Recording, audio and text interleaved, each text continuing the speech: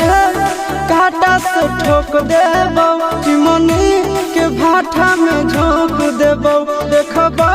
कवन बाप बचैतौ तोरा प्रशासन के गाड़ी भी रोक देबो।